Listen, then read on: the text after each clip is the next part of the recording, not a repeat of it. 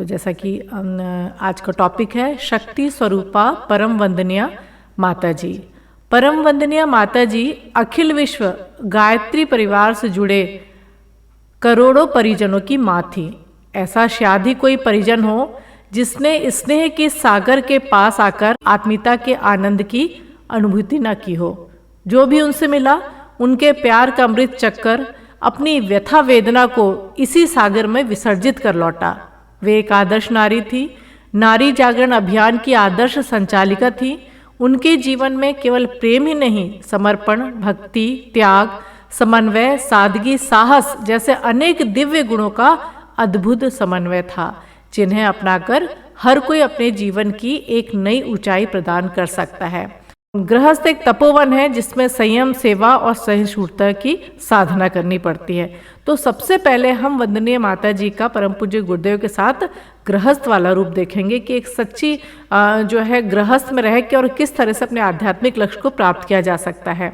और जब वंदनीय माता जी का गुरु जी के साथ विवाह हुआ और जब वो उनके घर पहुंची तो वैसे तो परम पूज्य गुरुदेव जमींदार घराने के थे, पर जैसा हम सभी जानते हैं कि जो है परम पूज्य गुरुदेव ओढ़ी हुई गरीबी का जीवन जी रहे थे।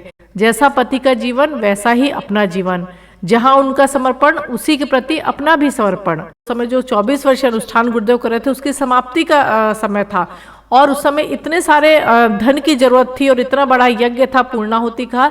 तब परम वंदनीय माता जी ने अपने सारे जेवर अपने आराध्य के कार्य को सफल बनाने के लिए दे दिए थे। परम पूज्य गुरुदेव लिखते हैं, अगर हम देखें स्वयं वंदनीय माता जी के बारे में, कि वे तुम सबकी ही माता जी नहीं, हमारे भी माता जी हैं। वे माता जी बनकर ही पैदा हुई थी और उसी तरह इस मिशन का निर्वाह कर रही हैं। वे ना होती तो हम यह मिशन खड़ा न कर पाते। ये उद्गार है युग ऋषि के परम वंदनीय माता जी के विषय में।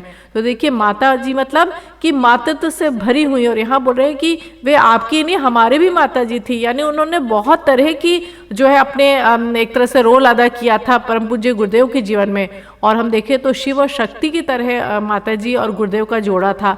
वे अपने आप को उनकी शिष्या मानती थी और वे कहते थे कि वे हमारी माता जी हैं। तो ऐसे सौभाग्यशाली गुरुदेव और माता जी के हम सब पुत्र पुत्री हैं और हम सब बहुत सौभाग्यशाली हैं। परम पूज्य गुरुदेव वंदनीय माता जी के बारे में लिखते हैं कि माता जी भगवान के वरदान की तरह हमारे जीवन में आई। उनके बगैर मिशन के उदय और विस्तार की कल्पना करना तक कठिन था। उन्होंने अपने आने के पहले दिन से ही स्वयं को तिल तिल गलाने का व्रत ले लिया। वंदनीय माता जी ने लिखा है, जहां तक कष्ट सहने का प्रश्न है, सारा जीवन तितिक्षा के अभ्यास में लगा। गुरुदेव की छाया में रहकर अधिक नहीं तो इतना तो सीखा ही कि आपत्तियों के समय धैर्य, साहस और विवेक को दृढ़ता पूर्वक अपनाए रखना चाहिए। व्यथा को इस तरह दबाए रहना चाहिए कि समीपवर्ती किसी अन्य को उसका आभास भी नहीं हो पाए।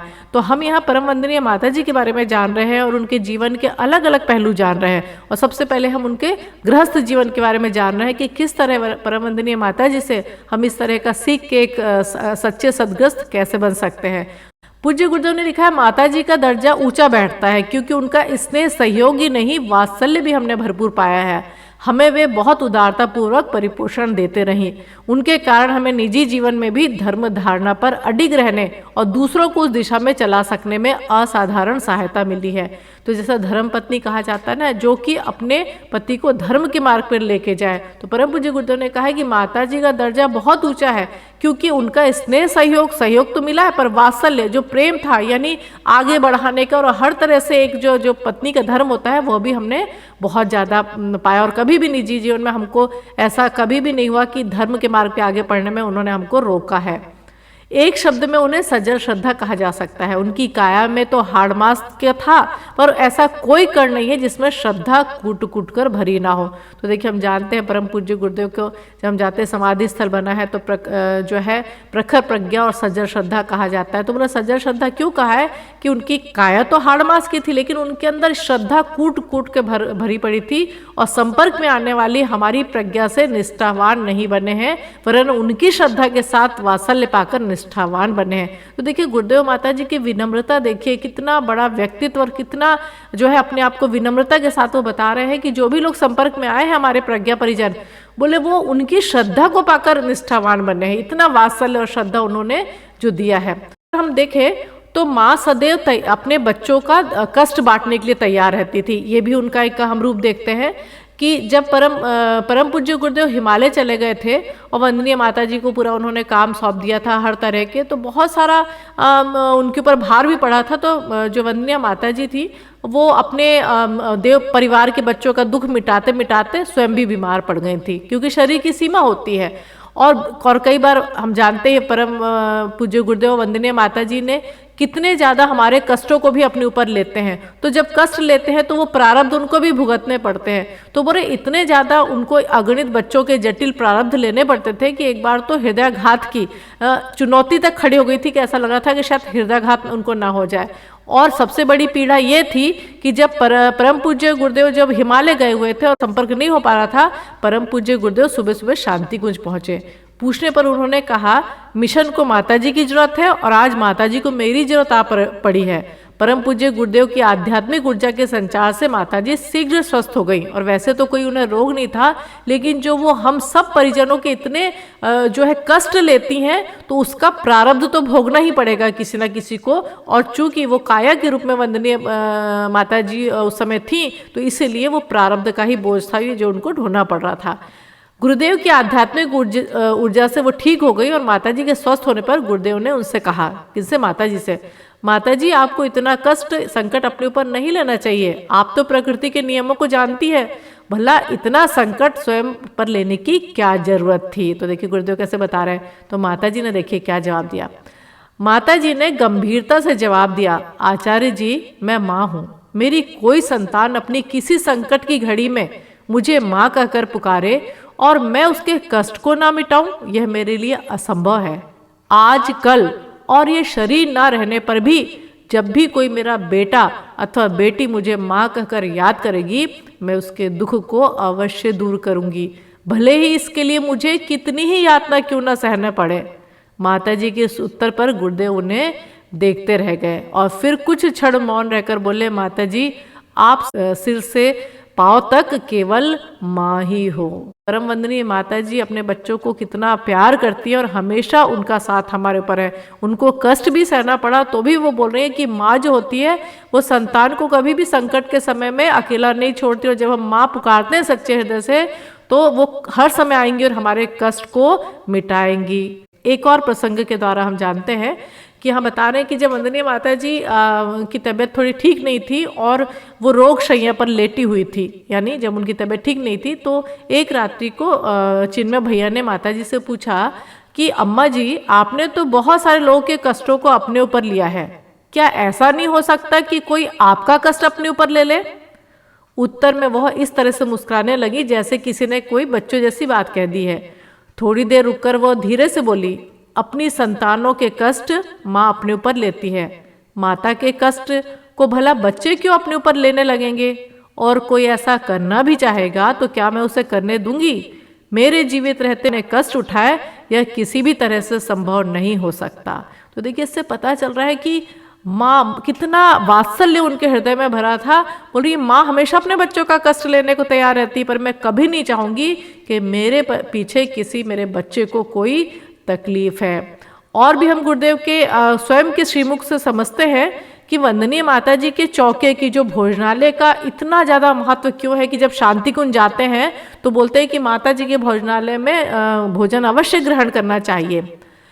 जब परिजन वहाँ बैठे हुए थे और गुरुदेव उनको बता रहे थे वंदनीय माता जी के बारे में, तो उन्होंने कहा तुम लोग माता जी को साधारण मत समझो, वे शक्ति स्वरूपा है, महाशक्ति हैं, अपने आध्यात्मिक ऐश्वर्य को छिपाकर बड़े ही सामान्य ढंग से रहा करती हैं। उन्हें पहचानना, उनको सही ढंग से समझ पाना आसान नहीं है। वे तुम लोगों के लिए जितना आसानी से कर देती हैं उतना तो मैं भी नहीं कर सकता। पता नहीं तुम इस सच्चाई को कितना समझ पाते हो, पर सत्य यही है कि उनके संपर्क मात्र से पूर्व जन्मों के कषाय कलुषित संस्कारों का नाश होता है और व्यक्तित्व में नए दिव्य संस्कारों का बीज रोपित होता है। तो वंदनीय माता जी के बारे में सबको बता रहे थे गुरुदेव, तो बोल रहे हैं कि माता जी दिखने में बहुत साधारण लगती हैं पर वे शक्ति स्वरूपा महाशक्ति हैं, साक्षात जगदम्बा है। पर बोल रहे कि आध्यात्मिक ऐश्वर्य को, वो उनके अंदर बहुत आध्यात्मिक संपदा है, पर जिस तरह से बोलते हैं ना कि सरल इतना जीवन था कि उन्होंने अपने आप को सामान्य ढंग से बना के रखा है। और यहाँ बोल रहे हैं कि मैं भी उतने आसानी से तुम्हारी सब चीज़ पूरी नहीं कर सकता जितना वंदनीय माता जी कर देती हैं। और गुरुदेव यहाँ पे बता रहे हैं कि उनके संपर्क मात्र से वंदनीय माता जी के हमारे पूर्व जन्मों के जो है कुसंस्कार नष्ट हो जाते हैं और अपने अंदर दिव्य संस्कार का बीज जो है हमारे अंदर रोपित होता है। और क्या परम पूज्य गुरुदेव ने बताया कि माता जी का भोजन दिखने भर में सादा और साधारण है, लेकिन इसे तुम लोग कभी भी साधारण समझने की भूल मत करना। इसमें उनकी असाधारण प्राण ऊर्जा समाई रहती है। यह पेट को तृप्त करने के साथ आत्मा तक को तृप्त करने वाला तत्व है। तुम लोगों को अनुदान देने के, तुम सबको संस्कारवान बनाने के उनके तरीके बड़े अद्भुत हैं। वे कब क्या और किस ढंग से करती हैं इसे सही सही वे ही जानते हैं, लेकिन यह बात 100% सच है कि उनके चौके का भोजन उनके द्वारा किए जाने वाले शक्ति संप्रेषण का, दिव्य संस्कारों के बीजारोपण का सबसे समर्थ माध्यम है। यह उनके द्वारा अपनाई जाने वाली बड़ी ही प्रिय विधि है। तो बोले माता जी कब क्या किसको कहाँ ऊंचा उछाल देंगी हम नहीं जानते हैं। बोले जो उनके चौके का भोजन है, बोल रहे हैं कि ये उनके शक्ति प्रदान करने का और दिव्य संस्कारों से ओतप्रोत करने का सबसे सशक्त माध्यम है। गुरुदेव बोल रहे हैं ये 100% सच बात है। ये कौन बोल रहे हैं? परम पूज्य गुरुदेव बोल रहे हैं। जब वंदनीय माता जी बैठी हुई थी अपने सभी शिष्यों के साथ वहाँ पे, तो उन्होंने पूछा कि जिस तरह से, और गुरुदेव जो है चले गए थे, तो सभी लोग हम जानते हैं कि उस समय कितनी हालत खराब होती है। कोई पिता अपने परिवार का चला जाए तो बहुत सारे ऐसे शिष्य थे वहाँ पे, स्वयं सेवक कार्यकर्ता भाई बहन थे शांति कुंज में, जिनको लगता था अब कुछ है नहीं और दिन रात आंसू बहाते थे और अब तो क्या हो सकता है, और उन्होंने काम धाम भी छोड़ दिया था। परम वंदनीय माता जी ने एक दिन उनको बुलाया और बोला कि ये क्या हो रहा है। तो उन्होंने कहा कि परम पूज्य गुरुदेव नहीं, हमारा काम किसी काम में मन नहीं लगता है। तो परम वंदनीय माता जी ने क्या कहा कि तुम्हारे तो वो पिता थे, मेरे पति थे, पर क्या मैंने सब काम छोड़ दिया है? बोल रहे भावना और भावुकता में अंतर होता है। भावुकता में आदमी निष्क्रिय होकर बैठ जाता है सब छोड़ के, लेकिन अगर उस व्यक्ति के प्रति भावना है तो हम उसके कार्य को आगे बढ़ाएंगे और फिर से एक नए जोश के साथ उसके छोड़े हुए कार्य को पूरा करेंगे और जो वो चाहते थे वैसा जीवन जिएंगे। तो सोचिए कि वंदनीय माता जी ने ये अपने शिष्यों से कहा। तो कष्ट तो हमारे जीवन में आएंगे, लेकिन हमको भावुक नहीं होना है। अगर हमारे अंदर वो भावना है आज परम वंदनीय माता जी गुरुदेव के प्रति, तो उनके कार्य में जुड़ जाए, जो वो चाहते हैं इन विषम परिस्थितियों में वैसा जीवन बनाए। माता जी जब बीमार थी और उनसे जब कार्यकर्ता ने पूछा कि वो बड़ा दुखी था एक कार्यकर्ता, तो उन्होंने कहा कि बेटा तू परेशान क्यों हो रहा है, मैं हूं ना तेरे साथ, तेरी माँ, फिर चिंता किस बात की है। और ये हम सबके लिए वंदनीय माता जी कह रही हैं कि क्या करना, जब तुझे मेरी याद आए तो बस तू अपने कमरे में आराम से बैठना और गहरी सांस लेते हुए मुझे याद करना और सोचना माता जी मेरे भीतर समा गई हैं। तू मुझे अपने भीतर जितना अधिक अनुभव करेगा उतना ही अंधियारा छट जाएगा। यानी वो अपने आप को जब हम वंदनीय माता जी की चेतना से कनेक्ट करेंगे पूर्ण श्रद्धा के साथ, तो निश्चित रूप से हमको उनका मार्गदर्शन मिलेगा। और माता जी फिर अपने दाहिनी हाथ की तर्जनी से इशारा करते हुए बोली, मतलब अपनी उंगली उठा के उन्होंने कहा सारी विद्याएं मुझसे अलग थोड़ी हैं। तो यहाँ उन्होंने अपने स्वरूप को ही बताया कि वो साक्षात जगदम्बा है।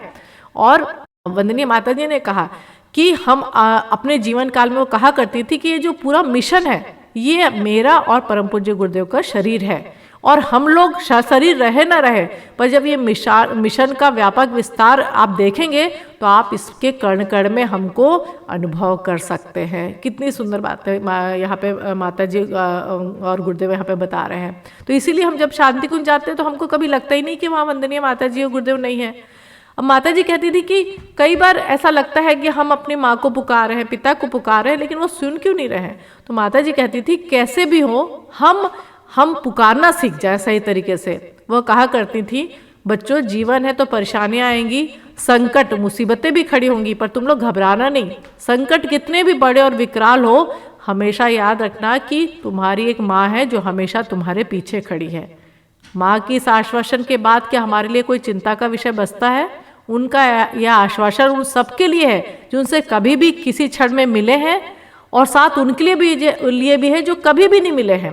क्योंकि वो कहती थी मैं अपने उन बच्चों से भी परिचित हूँ जो मेरी देह ना रहने के बाद या शांति को जाएंगे, उनके प्रति मेरा प्यार उनसे कहीं अधिक हुआ जो मुझसे मिल चुके हैं, और उन्हें भी मैं अपनी स्नेह छाया में पूरी तरह सुरक्षित और संरक्षित रहूंगी, और जब भी वो मुझे याद करेंगे जो वो चाहेंगे मैं उनको प्रदान करूंगी। तो देखिए जो ये विषम परिस्थिति आई ना, ये भी चली जाएंगी, पर हमको इस समय और ज़्यादा महसूस होना चाहिए कि हम इतने सौभाग्यशाली हैं कि स्थूल शरीर से जिन्होंने हमको स्थूल शरीर दिया है और जो ये हाड़ मांस का जो शरीर दिया है, वो स्थूल रूप से हमारे जो माता पिता मिले हैं इस जन्म के, वो शायद प्रकृति के अनुसार हर समय सबके माता पिता चले जाएंगे, लेकिन जो हमारी आध्यात्मिक माता पिता मिले हैं ना, ये जन्म जन्मांतर के माता पिता हैं। तो हमारे माता पिता तो हमेशा उनके रूप में हमेशा हमारे साथ रहने वाले हैं, तो हमको तो किसी बात की चिंता करनी ही नहीं चाहिए।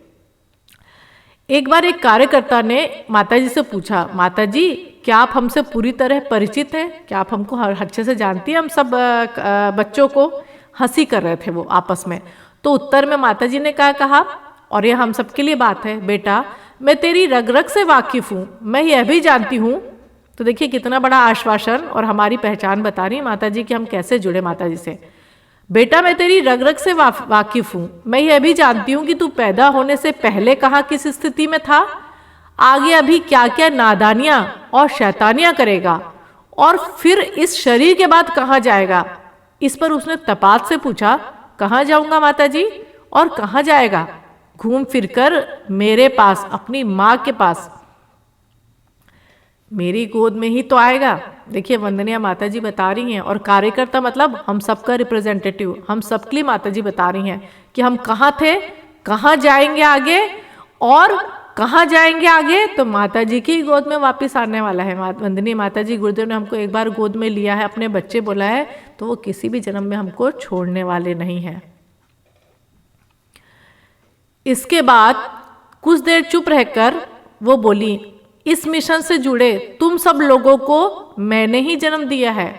अपनी ओर इशारा करते उन्होंने बताया, इस स्थूल देह की सीमा है, इसलिए मैंने तुम सब लोगों को अलग अलग घरों में पैदा किया है, पर तुम सबकी असली माँ मैं हूं। जैसे जैसे तुम लोग बड़े होते जाते हो मैं तुम्हें अपने पास बुला लेती हूँ। अभी तुम लोग आए हो, आगे मेरे और भी बेटे बेटी आएंगे। तुम लोगों ने मुझे इस रूप में देख लिया हो सकता हो वे लोग ना देख पाए, पर इससे क्या होता है, मैं उन सबकी माँ हूँ, मैं तुम सबकी माँ हूँ। मैंने ही सबको जन्म दिया है और अंत में सभी को मेरे पास आना है, मेरी ही गोद में, मेरे ही दिव्य धाम में। देखिए इतना बड़ा आश्वासन तो साक्षात जगदम्बा मातृशक्ति ही कोई दे सकती है। तो हम सब कितने सौभाग्यशाली हैं कि ऐसी विश्व माता को हमने अपनी माता के रूप में वर्ण किया है, और वो हमारी वंदनीय माता जी हैं। और हम देखें तो माता जी के बारे में तो सब जान लिया, सौभाग्य को भी सराहा लिया, लेकिन आज करोड़ों लोगों की जो हमारी माँ है, अपने बच्चों के नाम उनका संदेश जो है और क्या अपेक्षा है उनसे। वंदनीय माता जी बताती हैं कि शक्ति हमारी तुम्हारे साथ है और तुम लोग सब प्यार बांटते चलो और सभी को एक सूत्र में बांध देते चलो। महाकाल ने इस मिशन को इसीलिए बनाया है। अब हम देखें तो आज की विषम परिस्थितियों में माता जी क्या बोली हैं, यह सब कब व कैसे होगा, कौन करेगा, इसकी चिंता परिजन ना करें। कि जो वंदनीय माता जी गुरुदेव हमसे चाहते हैं, लगता है ये काम कैसे होगा, युग परिवर्तन को बहुत बड़ा है। महाकाल ने मिशन को युग परिवर्तन का निमित्त बनाने हेतु ही कौरवों की सेना के बीच लाके खड़ा कर दिया है। कि आज कई बार लगता है कि सच में महाभारत का युद्ध हो रहा है और हम सब बीचों बीच खड़े हैं। अब माता जी क्या बोलती है, बुझती क्षमा जब भी लपलपाती है, कईयों को लगता है कि यह तो और बढ़ सकती है, किंतु यह क्षणिक चमक कुछ पल में ओझल हो जाती है। बोलते ना, दीपक बुझने से पहले एक बार जोर से रोशनी करता है। तो आज जो ये विषम परिस्थितियां आई हैं और इतना लग रहा है कि क्या हो जाएगा, सब खत्म हो जाएगा, पर ये खत्म होने के लिए नहीं, ये हमेशा के लिए रहने के लिए आया है। तो इसीलिए हम बिल्कुल अपने मन को निराशा के भाव से न बढ़े, कोई भी निगेटिविटी आने ना दे। और ये जो भड़बड़ाहट है ये इसीलिए है कि वो पूर्ण रूप से रोशनी आने वाली है।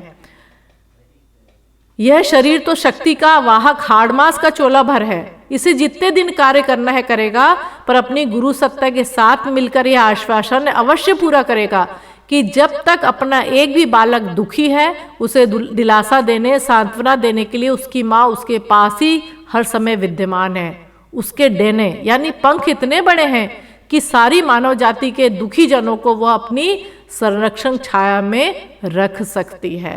तो यहाँ बोल रहे हैं हमारा ये आश्वासन है कि आप कोई एक बच्चा भी हमारा जब तक दुखी रहेगा तो बोले हम चैन से नहीं बैठेंगे, और सांत्वना देने के लिए, दिलासा देने के लिए आपके पास खड़े हैं। और जैसे एक जो पक्षी होता है वो अपने पंखों के अंदर अपने बच्चों को रखता है, तो माता जी बोल रही है कि ये मत सोचो मेरे पंख बहुत बड़े हैं, मैं तुम सबको अपने पंखों की छांव में रख सकती हूँ। संधि काल की ये वेला, यह जो समय है वह बार बार आने वाला नहीं है। सारी धरती के भाग्य को जब नए सिरे से लिखा जा रहा है तब कंधा मचकाकर उपेक्षा दिखाने को निश्चित ही अभागे कहलाए जाएंगे। तो बोले जो ये समय आया है और हम डर के मारे पर बैठ जाएं और कि बस हम अपने परिवार को बचा लें और हम तो ठीक है बाकी का कुछ भी हो, लेकिन हम किसी ना किसी रूप में तो सहयोग दे सकते हैं। तो माता जी बोली ये संधि काल का समय है, समय बदलने वाला है, ध्वंस के साथ सृजन का समय आने वाला है और ये समय बार बार आने वाला नहीं है। तो पीठ दिखा के भागने वाले कायर ना बने, और बल्कि विशिष्ट समय में विशिष्ट जिम्मेदारियां हैं जो हम यदि हमारे परिजन ये समझ सके तो शक्ति की प्रक्रिया के साथ स्वयं को जोड़कर और अपने आप को धन्य बनाए। तो माता जी की हमसे, गुरु जी की हमसे अपेक्षा है कि जो ये संधि काल के विषम वेला चल रही है वो हमको जो है कंधा मिला के चलने की जरूरत है। और देखिए कितना अच्छे से माता जी बता रही है कि हमारा कार्य सारथी का होगा, दुष्प्रवृत्तियों से महाभारत का मोर्चा हमारे बालक बालिका संभालेंगे। और यहाँ पे गुरुदेव बोल रहे हैं कि वो जो इतने लोग हैं विश्व भर में, उनके चिंतन, जीवन, व्यवहार, दृष्टिकोण में परिवर्तन और मानवीय संवेदना की रक्षा के लिए और अधिक तत्पर होकर कार्य करेंगे। तो देखिए वंदनीय माता जी गुरुदेव ने हमारे लिए क्या नहीं किया है, तो हमको क्या करना चाहिए ये यहाँ पे हमको वंदनीय माता के जीवन से हमने सीखा। और अंत में माता जी का जो यहाँ पे बता रहे हैं कि माता जी जो है वो अवतारित सत्ता है, और गुरुदेव देखिए गुरुदेव माता जी का अलग अलग कार्य है। एक कार्यकर्ता ने जिनको बहुत कुछ ऐसी गलत आदतें थी, उनको वंदनीय माता जी के भोजनालय में उनके भोजन करने के बाद वो ठीक हो गए थे। तो गुरुदेव उन्होंने अपनी अनुभूतियां सुनाते हुए क्या कहा था कि श्रेष्ठ साधकों के लिए मार्गदर्शक परम पूज्य गुरुदेव हैं, वे अवतारी सत्ता है, परंतु हम जैसे निकृष्ट जनों के लिए, यानी हम जो है कोई भी परफेक्ट नहीं है, हमारे अंदर बहुत गंदगी लिपटी हुई है, मोह माया कषाय कलमोशों की, हमारे विकारों की और अलग अलग चीजों की। तो बोल रहे हैं कि जो साधना मार्ग पे क्षेत्र पे जाना चाहते हैं, मार्गदर्शक हमेशा साधक की पात्रता देखता है और गुरुदेव वो कार्य करते हैं। पर गंदगी से लिपटी हुई संतानों के लिए तो माता ही सब कुछ करती है, कितना भी बच्चा गंदा हो माता उसको अपने गोद में उठाती है। गुरु मार्गदर्शक हमेशा साधक की पात्रता देखता है, पर माँ के लिए तो बच्चे हमेशा ही सत्पात्र होते हैं, भले ही वे मलमूत्र से सने क्यों न हो। माँ को उन्हें गोद में उठाने, संस्कारवान बनाने में तनिक सी भी हिचकिचाहट नहीं होती। हालांकि इसके लिए उन्हें बहुत प्राण ऊर्जा खर्च करनी पड़ती है, अनेकों कष्ट सहने पड़ते हैं, और माता जी प्रसन्न भाव से ये हम सब बच्चों के लिए हमेशा करती हैं। तो देखिए हम कभी भी ये ना सोचे कि हमारे अंदर ये कमी है, कुछ है। माँ हमेशा अपने बच्चों को गले से लगाती है और उसको हमेशा कष्टों में उसका साथ देखती है। और हम सब बहुत बहुत ज़्यादा सौभाग्यशाली हैं, आध्यात्मिक पिता और आध्यात्मिक माता जी हमारे साथ है, जो जन्म जन्मांतर का साथ देने वाले हैं। और ये आश्वासन माता जी ने हमेशा दिया है, हम आज भी जुड़े हैं और हमेशा वंदनीय माता जी के साथ, गुरुदेव के साथ रहेंगे। तो बस यही वंदनीय माता जी से प्रार्थना है कि माँ जैसे भी है हम, पर पूत तुम्हारे हैं, करुणा की मूर्ति मिली, सौभाग्य हमारे हैं।